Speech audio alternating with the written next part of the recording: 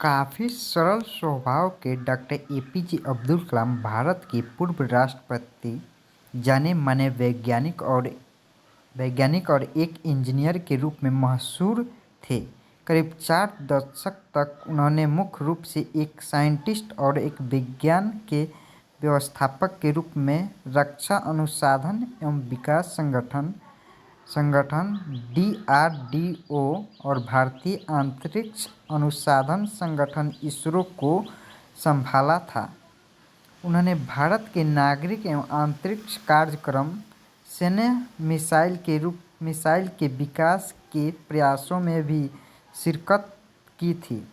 Ballistic missile प्रेक्षण यान प्रौद्योगिकी के विकास के कार्यों के लिए भारत में डॉक्टर एपीजे अब्दुल कलाम को मिसाइल मैन की उपाधि से नवाजा गया था। कलाम के अंदर में ही पहला स्वदेशी प्रेक्षण यान SLV-3 बनाया गया था। सन 1962 में डॉक्टर एपीजे अब्दुल कलाम इसरो में पहुंचे और यहाँ प्रोजेक्ट डायरेक्टर रहते हुए इनके अंदर में ही भारत का पहला स्वदेशी प्रेक्षण यान SLV-3 बनाया।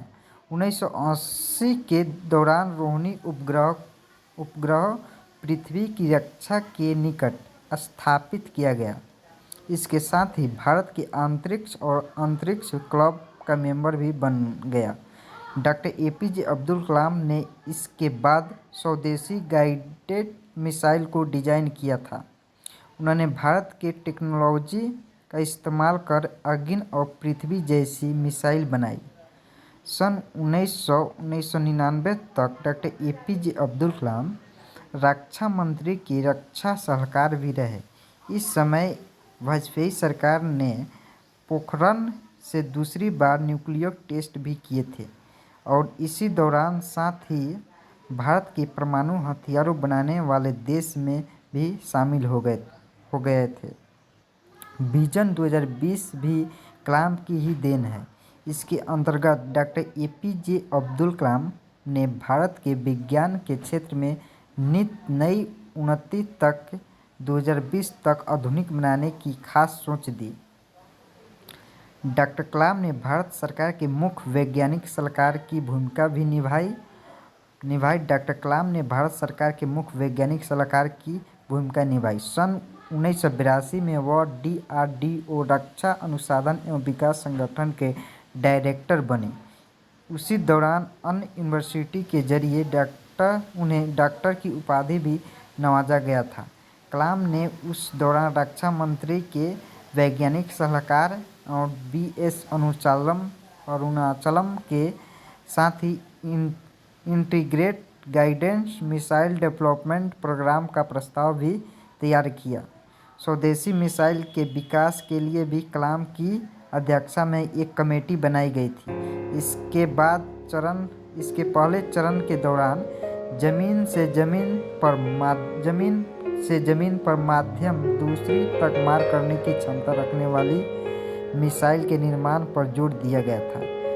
वही साथ ही दूसरी चरण में जमीन से हवा में मार करने की क्षमता रखने वाली मिसाइल टैंक भी भेदी और रीएंट्री एक्सपेरिमेंट लॉन्च बनाने में प्रस्ताव रखा गया था। पृथ्वी त्रिशूल आकाश नाग नाम भी मिसाइल भी निर्मित की गई थी।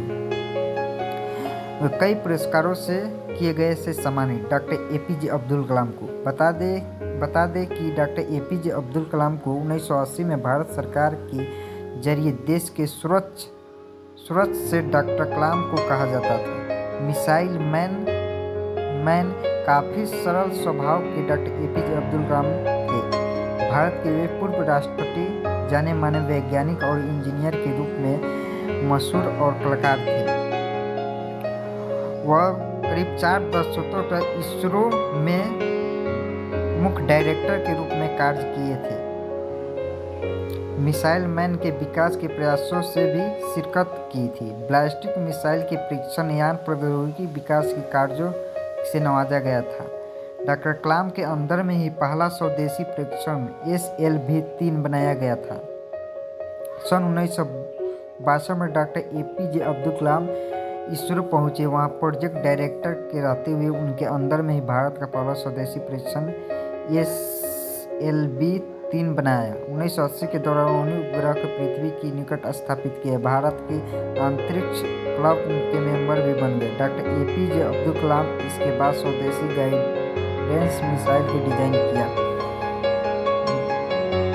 पृथ्वी जैसी मिसाइल बनाई। सन 1992 से 1999 तक डॉक्टर APJ अब्दुल कलाम रक्षा मंत्री के रक्षा सलाहकार भी रहे। इस समय वाजपेयी सरकार ने पोखरण में दूसरी न्यूक्लियर टेस्ट भी किए थे।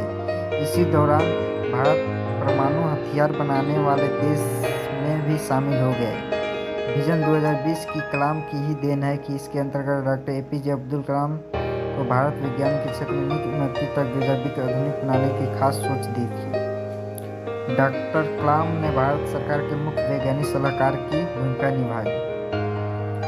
डॉक्टर कलाम ने भारत सरकार के मुख्य वैज्ञानिक सलाहकार की भूमिका निभाई। सन 1982 ईस्वी में DRDO की रक्षा अनुसंधान एवं विकास संगठन के डायरेक्टर बने। उसी दौरान अन्य यूनिवर्सिटियों के जरिए उन्हें डॉक्टर की उपाधि भी नवाजा गया था। कलाम ने उस दौरान रक्षा मंत्री वैज्ञानिक सलाहकार BS अरुणाचलम के साथ integrated guidance missile development programme का प्रस्ताव भी तैयार किया। स्वदेशी मिसाइल के विकास के लिए भी वो जोर दिए थे। कई पुरस्कार से किए गए थे डॉक्टर APJ अब्दुल कलाम को सम्मानित। बता दें कि डॉक्टर APJ अब्दुल कलाम 1981 में भारत सरकार ने के जरिए सर्वोच्च नागरिक सम्मान पद्म भूषण और फिर इसके बाद 1990 में पद्म भूषण से सम्मानित किया गया था। 1997 में उन्हें भारत रत्न से नवाजा गया था। भारत के सर्वोच्च पद से नियुक्ति से पहले भारत रत्न से सम्मानित होने वाले वे देश के तीसरे राष्ट्रपति थे।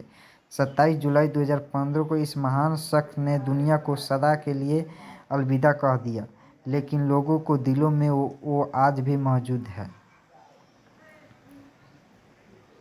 है। चलिए नेक्स्ट वीडियो पार्ट 3 में बताया जाएगा दोस्तों।